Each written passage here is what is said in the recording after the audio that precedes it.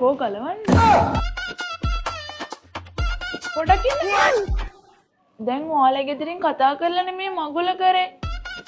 මන් දන්නේ නෑනේ ඔයා ගැන. ඔයා මීට කලින් මේ දේවල් කරලා තියනවද? ඔව්. චී. ඒ කියනවට කලින් කෙල්ලෝ ඉඳලා තියනවද? අම්මට කුඩු කොල්ලට නඩු. ඔව්. ආදරය කියන්නේ අවශ්‍යතාවයක්.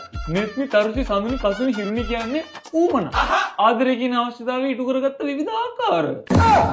ඔයා නම් කොළු බඩුවක්නේ. ඇයි ඉතින් ඒව නැති උනේ? ගොඩක් ඒවා තිබ්බේ ඉතින් වාචිකවයි වියංගෙන්.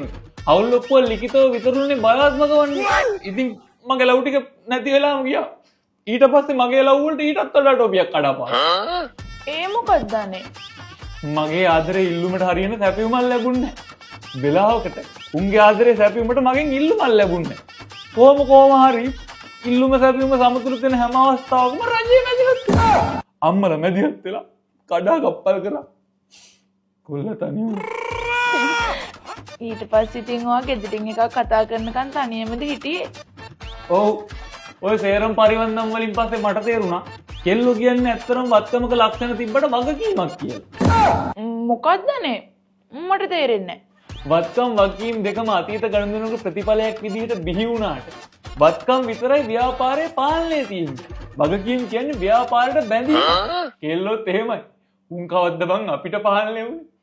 බැඳුණා විතරයි. යක්කු බොලව. ඔයා නම් කොමස්ද කොහෙද කරලා තියෙන්නේ? මගුල් දවසට එක්ක පත්තියම් වෙන හොඳට කොමස් ගන්න. කවුද මුගන්නපු වැඩක්?